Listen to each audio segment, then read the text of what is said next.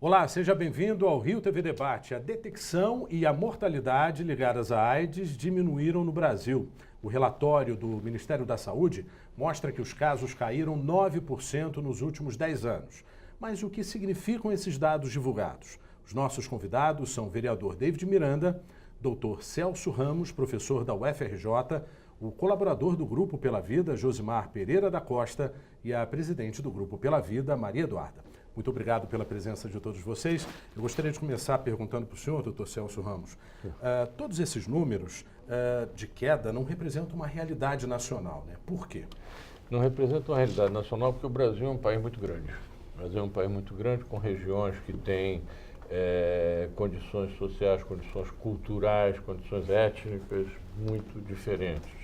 Então nós tivemos a entrada do vírus se deu naturalmente por Rio e São Paulo, como devia se esperar, já aí com diferenças no estado de São Paulo, isso no passado. No estado de São Paulo o uso de drogas na veia era muito mais frequente do que aqui, então eles tinham mais esse problema do que nós tivemos. Depois a região sul, particularmente Porto Alegre, particularmente Rio Grande do Sul, que ainda hoje tem as taxas de prevalência mais elevadas, local onde houve um avanço muito grande, em parte, pelo menos, pela entrada de um subgrupo de vírus que é associado à transmissão heterossexual, e no Sul a transmissão heterossexual tem uma proporção que não tem em outros locais, e ultimamente, nos últimos 10 anos para cá, nós estamos tendo um aumento, um avanço grande no Nordeste e na região Norte, mais do que no Nordeste. E aí, certamente, por condições de menor avanço social mesmo e econômico dessas duas regiões em relação ao restante do país. Josimar, você como colaborador do Grupo Pela Vida pode trazer toda uma experiência das últimas 3 décadas, né? O seu contágio foi há 25 anos. Isso. Como que foi, como que está sendo, ou seja, o que mudou nesse período? De lá para hoje, o tratamento está mais tranquilo. Acho que as pessoas podem acreditar que funciona, não vão morrer, não vão ficar doentes, se quiser se tratar. Já no passado, a gente tinha uma outra realidade. O problema todo nos dias de hoje é que as pessoas não sabem os riscos da infecção. A prevenção está muito abandonada. As pessoas não estão ligando de querer usar preservativo. A gente faz campanha, a gente distribui, lá o grupo, a gente faz distribuição de preservativo, mas as pessoas não querem saber de usar. Principalmente as gerações mais novas, mais jovens que não tiveram um têm contato muito intenso exatamente, com a AIDS. não viram o que é a AIDS que matava e como a pessoa ficava. Hoje, quem tem AIDS, ela não tem mais aquela imagem, aquela coisa magra, com uma cor, que até a cor de pele se mudava, a pessoa ficava com uma pele alterada. Então, ninguém vê isso. Quem tem AIDS, você não sabe quem é uma pessoa soropositiva. Na rua, todo mundo parece normal. Então, por conta disso, não se pensa nas consequências. É necessário, hoje, eu vejo que é preciso reforçar as campanhas e trazer tudo, porque houve um abandono do que teve no passado, de campanhas maciças, artistas, a mídia focava porque tinha muita gente importante enganjada e hoje já não tem mais. Então, essa diferença do que foi e do que é hoje está sendo muito prejudicial para a sociedade hoje. Vereador, reforçar essas campanhas está muito ligado com a questão da política pública, né? O senhor tem observado, e a gente também tem informações, de que essas políticas públicas eram muito mais intensas e que hoje o tema não é tão discutido, ou pelo menos pontualmente alertado, carnaval, algumas datas do ano.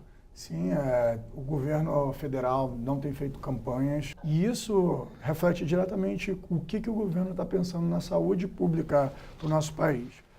O governo municipal, ele não fez campanha no carnaval do ano passado, ele não fez campanha no carnaval desse ano, não tiveram campanhas como a gente teve anteriormente, períodos onde as pessoas mantêm mais relações sexuais, tinham que ter mais conscientização e as campanhas de prevenção são melhores, né? Porque você prevê aquilo ali que vai acontecer antes que aquilo ali aconteça e a gente tenha problemas de saúde pública mesmo e epidemias, como a gente está tendo agora, epidemias de sífilis, que a gente sabe muito bem que a epidemia de sífilis facilita, sabido hoje em dia que a sífilis facilita você contrair o vírus do HIV. Então, o município, nem o Estado, nem o governo federal estão investindo nisso. Isso faz com que a nossa juventude, ela está hoje aí sem consciência alguma sobre isso. É uma das camadas que mais contrai hoje tanto o vírus da sífilis quanto o vírus do HIV. Essa juventude ela não tem uma educação sexual, porque a gente está aí vendo políticas públicas sendo feitas em prol, né, de religião, em prol de questões que são mais ideológicas de partido do que realmente políticas públicas de saúde que deveriam ser feitas. Então, assim, a gente está tendo um retrocesso muito grande nessas áreas. Apesar de alguns números estar demonstrando que caiu, mas esse número caiu porque eu acho que também acredito que muita gente não está fazendo teste, não está procurando, não está querendo fazer. Mesmo com a facilidade que a gente tem dos testes hoje, de você obter o resultado, a população mais jovem, como o Josemar falou, ele não viu essa geração que morria com o HIV, com a AIDS. Ele não viu o vírus matando pessoas. Hoje virou mais uma doença crônica para aqueles, obviamente, que se tratam. Então, assim, eu acho que as políticas públicas, elas têm que voltar com força, porque também foi modificado também essa situação de como os medicamentos, a quebra dos patentes, eu posso falar um pouco depois, foi feita e como é que essa modificação foi feita, que tinha um custo para o governo, que agora a quebra de patentes, novas patentes que vão sendo criadas, a gente não sabe por quê, que são importadas da China, que são importadas de outros lugares, faz com que a gente tenha um custo muito alto. Isso faz com que o nosso presidente eleito fale que precisa, que as pessoas tenham que se cuidar e que seja uma educação que tenha que ser vinda da família para as pessoas se precaver. Maria Eduarda, toda essa realidade se reflete na busca de informação dentro do Grupo Pela Vida, que já atua aí há 29 anos, né? A gente sabe que foi um grupo bem atuante, ou seja, como que você observa essa procura por informação das novas gerações, por exemplo? Então, assim, eu acho que existe uma parcela, né, da nova geração que realmente tem acesso a essa informação, mas existe um grande grupo de pessoas vulneráveis que não tem. Então, por exemplo, vamos falar da população jovem. A população jovem tem acesso à informação, mas essa informação não é absorvida por eles. Como o Josemar e o David falaram, pode ser porque elas não tenham presenciado a época mais drástica da epidemia, ou pode ser também que nós não estejamos sabendo falar a linguagem do jovem. O caso é que a gente teve um aumento de infecção dentro da população jovem. E eu também coloco isso um pouco de responsabilidade na falta de, por exemplo, de uma política pública de educação sexual e sexo seguro nas escolas, que eu acho que poderia começar a partir da adolescência. E que ela não chega porque existe um conservadorismo, existe aí pautas como escola sem partido que vão impedir que essa informação chegue até lá. E também a gente tem a população mais vulnerável, que é a população trans, que essas já são expulsas das escolas, já vivem em extrema vulnerabilidade e não têm acesso a tanta informação como nós temos, né? Doutor, com toda a sua bagagem clínica, de que forma o senhor acredita que essas informações precisam ser passadas? Eu queria pontuar algumas coisas que foram faladas aqui. Uma é que eu acho que a redução do número de casos, enfim, a redução da epidemia é real. Ela não depende de redução de número de testagens por duas razões. Primeiro, porque a testagem tem sido aumentada, pelo menos em termos de disponibilidade. Em segundo lugar, porque o que está caindo não é o número absoluto, o que está caindo é o índice de positividade, digamos assim. Então, o que está acontecendo é que de um determinado número de pessoas que fazem o teste, um percentual menor está tendo resultados reagentes. Eu não creio que seja apenas isso, eu não creio que seja só isso. Em questão da redução da mortalidade, não tem dúvida. Eu atendo pacientes com HIV desde 1986, quando eu retornei ao país. Eu tinha no meu consultório, tenho ainda, declarações de óbito, porque eu tinha pacientes que morriam em casa. Eu não interno paciente HIV positivo mais há muito tempo. Por quê? Exatamente, porque com o tratamento eles estão controlados. No entanto, na cidade do Rio de Janeiro e no estado do Rio de Janeiro, nós temos muita gente morrendo de AIDS. E temos muito mais gente, proporcionalmente, morrendo de AIDS no Rio de Janeiro do que temos em outras cidades e estados comparáveis, como especificamente São Paulo. Existe para isso uma coisa chamada taxa estandardizada de mortalidade que relaciona o número de pessoas que morrem em relação à população. Então, eu falo em tantos mortos por 100 mil por ano. Então, se eu estou falando por 100 mil, o número se compara com o número de São Paulo. A nossa taxa de mortalidade em São Paulo, no Rio de Janeiro, é mais do dobro da de São Paulo. É mais do dobro da de São Paulo. A quem só atribui isso, doutor? Isso é que é É difícil essa resposta? Não é difícil, não, é muito fácil. São as nossas políticas públicas. Vamos ter que se especificar isso um pouquinho mais. Isso é uma coisa escandalosa. Isso é uma coisa que vocês deviam estar protestando, brigando, reclamando ativamente. O ilustre vereador devia estar questionando o senhor prefeito, deveria questionar o secretário de saúde do dia, porque o secretário de saúde do estado muda, do município, perdão, muda com uma frequência tão grande que eu tenho dificuldade às vezes de saber quem é. O município do Rio de Janeiro não publica um boletim, o município do Rio de Janeiro não publica um boletim epidemiológico de AIDS há mais de 5 anos. Então tem 5 anos que nós não sabemos o que está acontecendo aqui. Mas, doutor, eu queria fazer uma pergunta diretamente, já que o senhor falou dessa porcentagem que está maior aqui. Você tem como fazer um mapeamento sobre mais ou menos dessas áreas? Porque as áreas que eu acho que dá para identificar mais de risco são as áreas onde as pessoas têm menos informação. Qual? Provavelmente nas favelas do Rio de Janeiro, onde as pessoas não conseguem ter acesso a isso e não fazem também o teste. Por quê? E não tem nem educação, porque a gente falta infectologistas dentro do município, falta a informação total para que essas pessoas elas possam sofrer o tratamento. Não é só a propaganda que faz. A gente não contrata infectologistas para o município há muito tempo. Eu sei disso, meus colegas, meus residentes se queixam disso.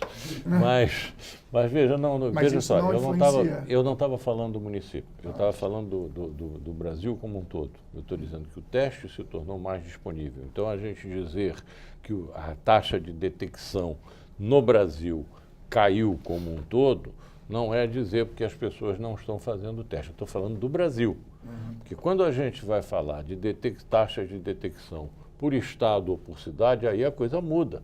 Nós temos lugares em que ela caiu e temos lugares onde ela cresceu muito. Então, Norte, Nordeste e Sul e Sudeste caíram, né?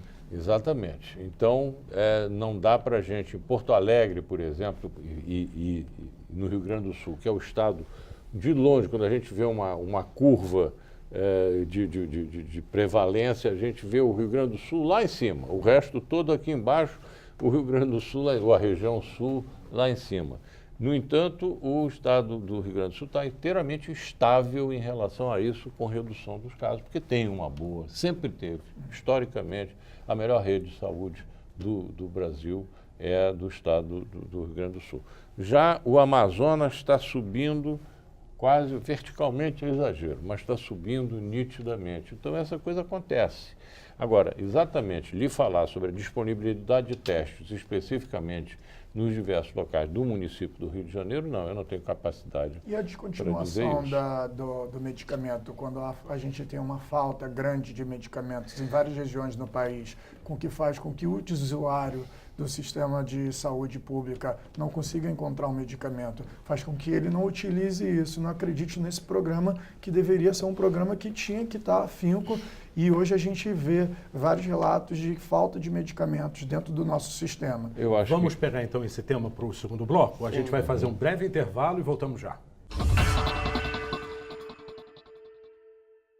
No bloco anterior, o vereador David Miranda falava com relação a medicamentos. Eu gostaria que o senhor concluísse o seu raciocínio, por favor. Claro. Então, assim, você acha que essa descontinuidade do medicamento entregue pelo sistema de saúde pública faz com que o usuário, hoje em dia, não continue o seu tratamento por não acreditar nele e, por isso, os altos índices que a gente está tendo hoje de mortalidade pela AIDS no nosso município, no nosso estado, em alguns outros estados, isso pode ser falta também junto com falando, como eu falei antes, sobre a gente não ter um infectologista para poder explicar a situação, por que tem que fazer esse tratamento, um acompanhamento e as políticas públicas. Você acha que isso é um dos grandes monstros que a gente pode estar encontrando aqui? Eu acho difícil dar uma resposta única para isso. Acho que um dos problemas que a gente tem hoje em dia no global, no Brasil, indo um pouquinho para trás, é o fato de que o nosso programa de AIDS, vou usar o termo programa, embora hoje em dia seja um departamento com um nome grande, se transformou em grande parte numa central de aquisição de medicamentos, o que se agravou com a entrada da hepatite. Então, os grandes esforços são muito mais para essa questão de medicamento do que para questões de prevenção e outras. Tá? Uma boa parte da preocupação do pessoal da diretoria é com insumo para teste, é com insumo para carga viral, etc, etc. E isso, compra de medicamentos. Compra de medicamentos, sim, isso atrapalha um pouco a coisa.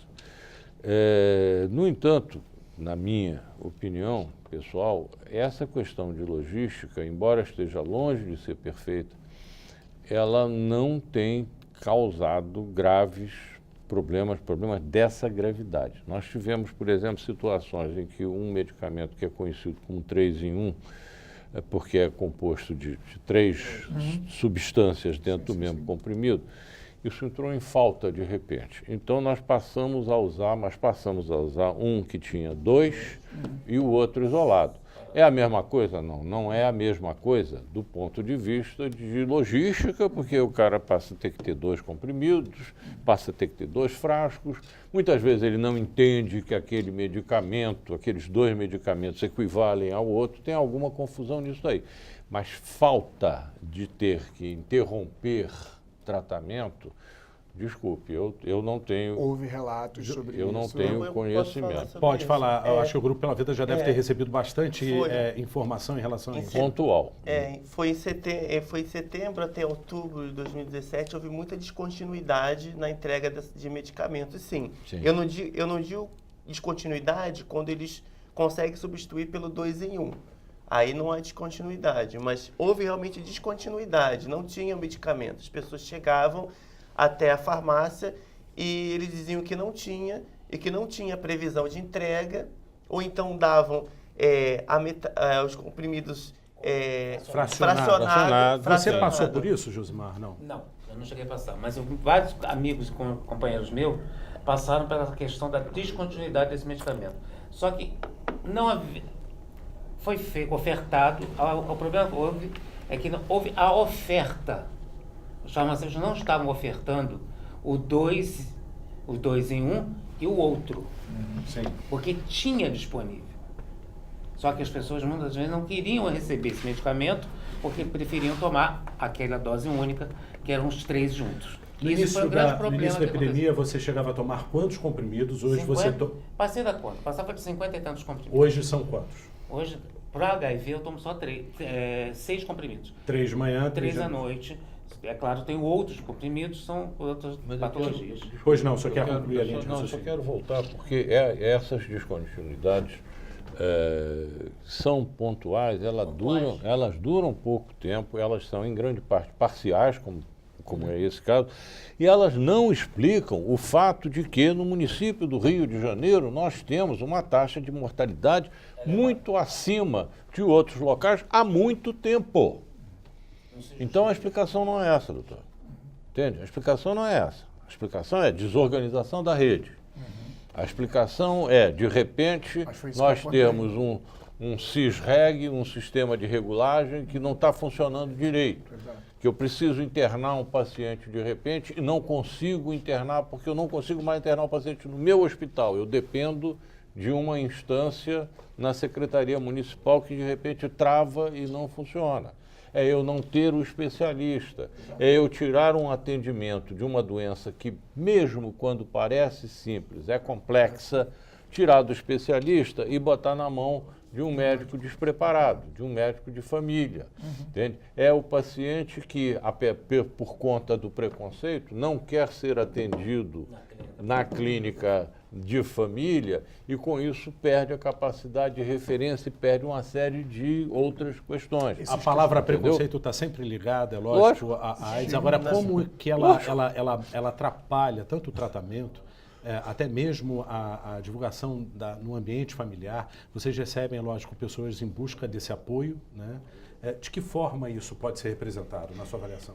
Então, existe duas questões, porque existe o estigma e o próprio preconceito em si. O estigma é aquela marca que a pessoa carrega por ser uma pessoa que vive com HIV. E em todos os lugares que ela vai, praticamente, é difícil uma pessoa se assumir, por exemplo. Tem comunidades que não pode, que ninguém lá pode saber que a pessoa tem HIV, porque senão ela é ameaçada pelos milicianos e ela morre. Até mesmo no ambiente de trabalho vocês devem receber algumas denúncias passadas, né, em relação a isso. Eu já entrei em 2018 com 10 ações. Você representa o setor jurídico, isso, né? Entrei com 10 ações por discriminação, por demissão discriminatória. Porque hoje em dia nós temos na lei, não é lei, mas é súmula do Tribunal Superior do Trabalho, que presume discriminatória a demissão de pessoas vivendo com HIV. Enfim, então existe muito preconceito. Existe também uma coisa que eu acho gravíssima, que é a recusa de alguns hospitais públicos de internar a pessoa com AIDS. E aí manda para casa, enfim. E a gente tem, como ONG, tem que correr a locais que possam acolher. Por exemplo, o Gafreguine é um local que acolhe. Enfim, tem outros locais que são locais mais de referência. Muitos pacientes já chegaram até a aposentadoria e agora estão brigando para voltar a trabalhar. Isso é uma grande preocupação também em relação ao tema, né? Sim, a preocupação é porque as pessoas, elas viveram uma época da epidemia onde elas foram aposentadas, porque a praxe era aquela, porque não existia na época uma sobrevida como existe hoje. O fato que o Josimar relatou do número de medicamentos que ele tomava. Teve uma melhora assim, na qualidade de vida, mas a gente tem que lembrar também que a pessoa não deixa de ter uma doença crônica, degenerativa, incurável, que faz a pessoa envelhecer 15 anos a mais que uma pessoa HIV negativa, que causa problemas e, enfim, coisas que, por exemplo, que as pessoas às vezes não se atentam e que o doutor até pode explicar, é que o HIV tem locais que são chamados de reservatórios que o HIV ainda fica ali concentrado. Então, assim, não é eliminado totalmente com o uso da medicação. Então, assim, existe sim um agravamento da saúde, mesmo que possa ter uma sobrevida. E aí o governo entende que as pessoas podem viver normalmente, estão desaposentando. Josimar, você já teve a detecção zerada, né? Isso significa um grande avanço, né? Zerada não. Zerada não. Indetectável. Indetectável. Perfeito. O carga... Para a gente tem uma imagem, ou seja, de que você tem uma qualidade de vida com mais segurança, né? E você tem uma recuperação melhor em relação a qualquer tipo de evento adverso. É isso, doutor? Qual que é o grande desafio de cidades que tentam chegar a esses pacientes detectáveis? Deixa eu tentar dar uma explicação técnica. Tá?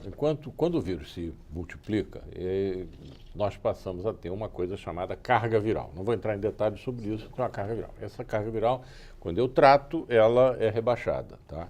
À medida que rebaixa, eu diminuo até abolir a possibilidade de transmissão adiante. E eu, obviamente, permito a recuperação ou a manutenção do sistema imune dessa pessoa. Quando a gente fala em detectável, não fala zerado, é porque isso depende do limite de detecção de cópias que o vírus detecta, que o exame detecta. Eu não posso garantir que está em zero. Mas não tem importância, porque se ele tiver com 200 cópias estiver detectável, ainda assim a resposta clínica é muito boa, embora o nosso objetivo seja carga viral indetectável, que significa menos de 50 ou menos de 40 cópias por mililitro, depende um pouco do teste. O que significa isso na prática para você? Muito remédio. Posso comentar sobre remédio, indetectável? mas- Claro, sim, sim. Só queria pegar um depoimento do Josimar antes. Mais responsabilidade com o tratamento. Sem dúvida. Eu vejo mais responsabilidade. Se você toma toda a medicação, faz tudo direitinho, você fica indetectável, você não corre riscos de ter nenhuma doença oportunista. Até mesmo uma gripe, que muitas vezes derruba a pessoa, você fica tranquilo, que ela vai vir e você não vai terminar internado. Como no passado, eu vivia internado. Porque uma gripe virava pneumonia. Porque a minha carga viral nunca ficava indetectável. Já estou com ela indetectável pelo menos há 5 anos. Mas por quê? Mantenho o tratamento em dia. Toma toda a medicação como tem que ser tomada. Então, isso é mais importante. Se você toma a medicação, faz tudo direitinho, você não vai ficar doente. As pessoas ainda têm um grande preconceito de fazer o teste, né? E é muito importante que isso seja feito para a gente poder ter uma população com maior número chegando a esse estágio, não é isso, vereador? Sim, sim, sim.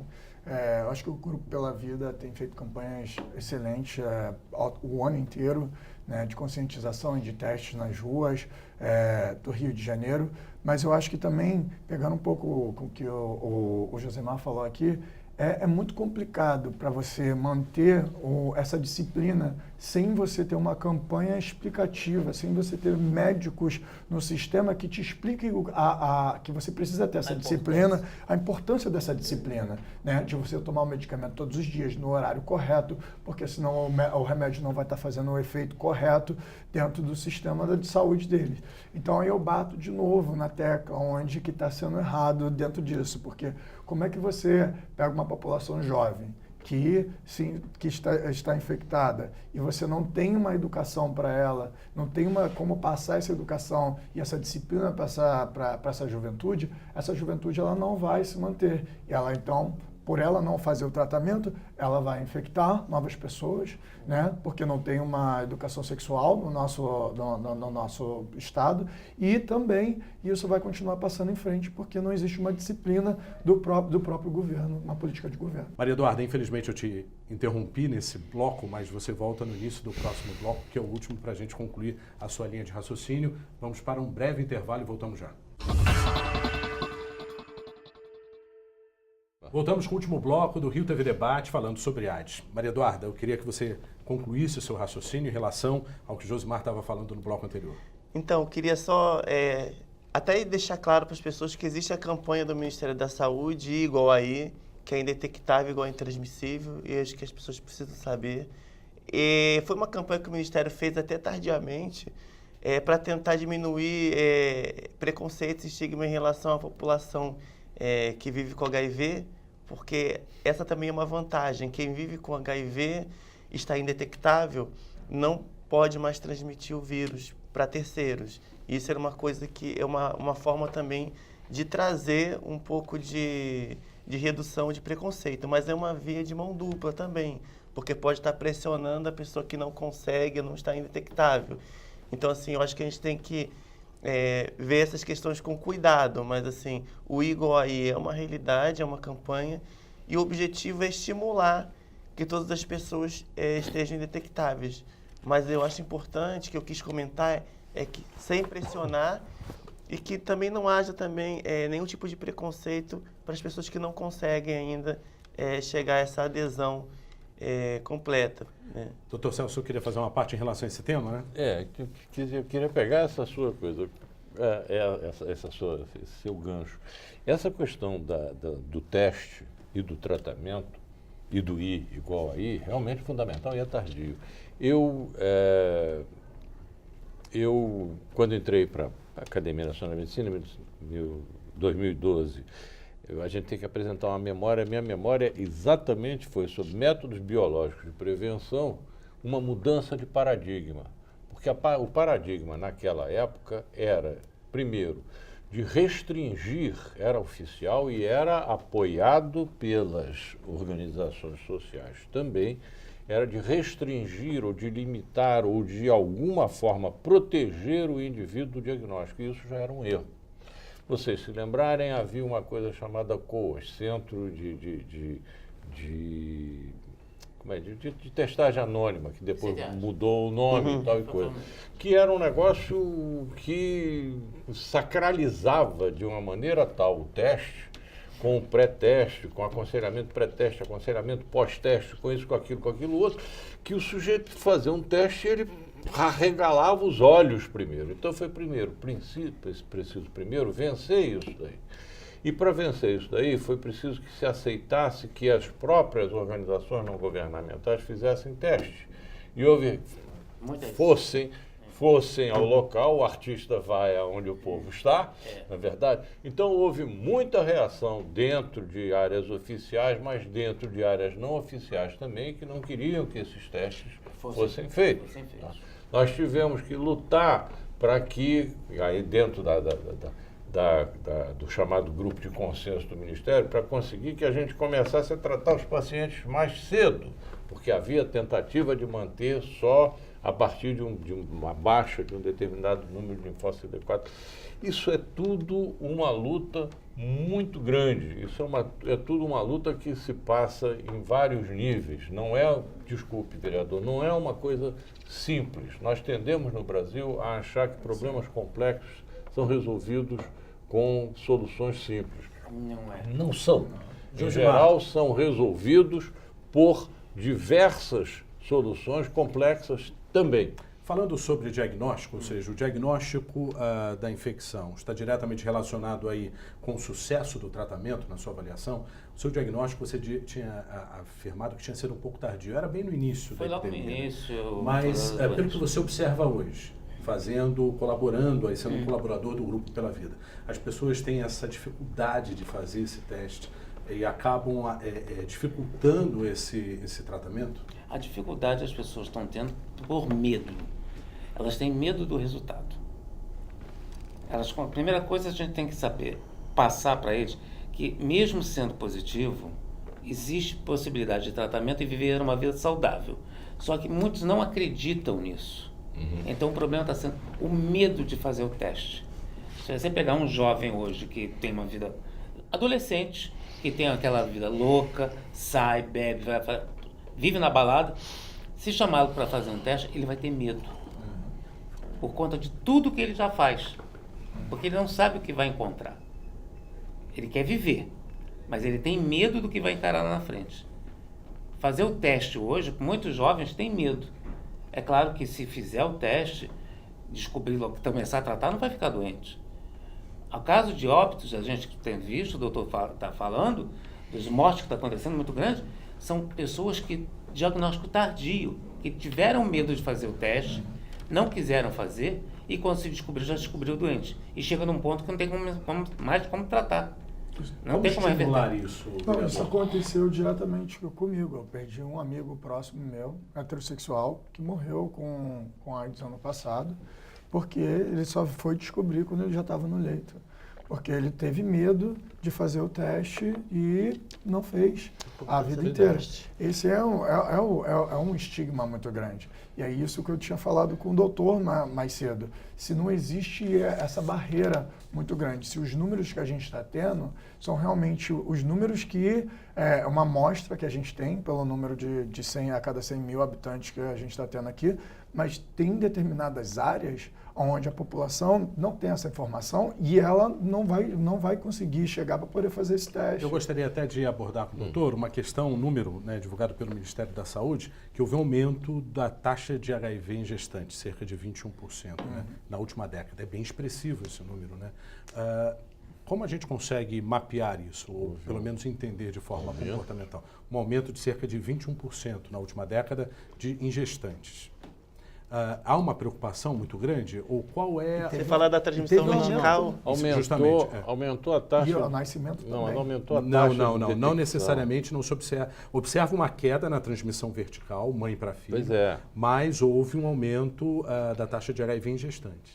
Aumentou, é outra coisa. É outra coisa, porque o que aumentou muito, ainda bem, e esse tem um problema relacionado aí, exatamente. Entendeu? Aumentou o número de detecções, mas a taxa propriamente eu acho que não. A transmissão vertical eu não, ainda é justamente não li, isso. Veja só, o boletim foi publicado, foi na terça-feira. e tem, se eu não me engano, 287 páginas. Eu ainda não li ele todo. Eu ainda não li ele todo. Eu só vi Mas, também. pois é, ainda não li ele todo. Mas não, o que aconteceu, que essa era uma coisa importante. Com frequência se fazia a detecção do HIV na mãe na hora do parto, quando aí a prevenção já não é a mesma coisa. Tá? Agora, graças ao projeto Cegonha, agora graças à maior disponibilidade do teste, isso está aumentando. O que a gente precisa, aí é outro programa, não tem nada a ver com isso, mas é uma doença parecida. O que nós precisamos é eliminar a sífilis congênita. É um absurdo que a gente ainda tenha transmissão de sífilis de mãe para filho, quando o teste é fácil, o teste é barato e o tratamento é barato e é imediato e é curativo.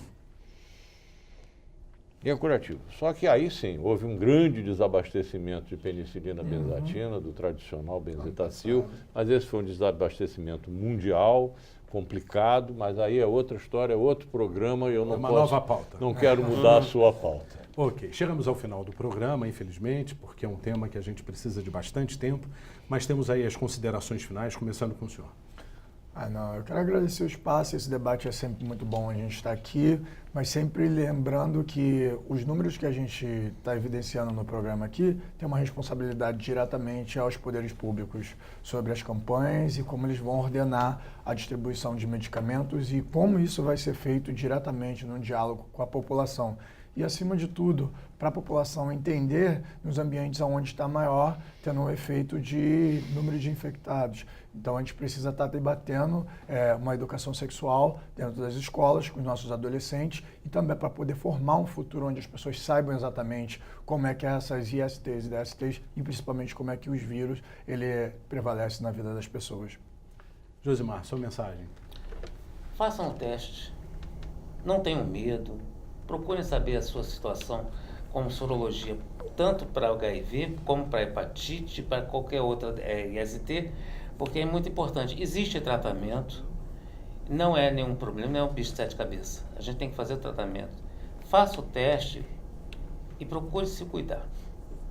E, se possível, camisinha. Usem a camisinha, porque realmente ela é o único método preventivo de qualquer IST. Se possível, não, sempre, né? Sempre.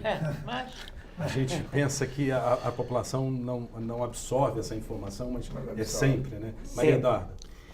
Então, pelo Pela Vida, vou deixar aqui a mensagem de que nós, pelo Grupo Pela Vida, sempre tentamos levar essa informação, inclusive com a testagem na rua, testagem no grupo, com educadores populares que eles são treinados para poder dar informação, aconselhamento e também deixar claro que a gente tem que lutar pela manutenção das nossas políticas de AIDS. Todos nós, ninguém precisa ter HIV para se associar à causa e lutar por essa causa. A gente precisa manter, não se fala e não se combate HIV com conservadorismo. Só se combate HIV se falando abertamente sobre sexo seguro e totalmente livre de qualquer amarra. Então a gente precisa falar sobre isso, a gente precisa de campanha sim, a gente precisa da manutenção da PrEP, que é uma profilaxia extremamente importante para populações vulneráveis, e a gente precisa da manutenção do departamento de IST do Ministério da Saúde. A gente precisa manter o que a gente já tem, para depois pensar em ampliar. Então, assim, é o recado e o apelo que eu faço até o nosso ministro da Saúde para que mantenha os programas que já existem. Dr. Celso Ramos. 4 pontos. Primeiro, lembrar que o número de AIDS, de pacientes com AIDS ou com HIV, vai continuar aumentando, porque nós não curamos. Então, o estoque diminui na medida que pessoas morrem, mas na medida que pessoas são diagnosticadas, esse número vai aumentando. Por sorte, pelas nossas ações, não está subindo tanto quanto subia antes. Primeira coisa. Segunda coisa, os nossos números são razoavelmente confiáveis, permitem que a gente veja o que está acontecendo. Agora, É preciso que a gente preste atenção na obtenção desses dados. Existe uma coisa chamada SINAM, Sistema Nacional de Agravos de Notificação, a famosa notificação compulsória. Sim. O estado do Rio de Janeiro é um dos estados cujos dados para HIV vêm em menor proporção e quantidade desse SINAM. Isto não funciona. É a nossa política pública, doutor, mas não é a nossa política pública como é de carro alegórico. Não, é a nossa política pública do dia a dia. A nossa taxa de mortalidade no Rio de Janeiro é altíssima. E ela não funciona por quê? Porque o nosso sistema de saúde está desorganizado no atendimento à AIDS. E isto, de novo, não é campanha de publicidade, isso não necessariamente posicionamento religioso, conservador, ou o que seja. Não está funcionando e não está funcionando há muito tempo. Por último, me preocupa muito que as nossas campanhas, as nossas posições venham a ser tomadas a partir de critérios ideológicos, a partir de critérios religiosos, a partir de critérios outros que não os critérios científicos, seja aí a ciência biológica, seja aí a ciência comportamental ou o que seja. Se eu tivesse que fechar com uma frase, eu diria o seguinte: essa epidemia não se abate com uma bala na cabecinha. Muito obrigado pela participação de todos vocês. E o Rio TV Debate fica por aqui. Até o próximo encontro.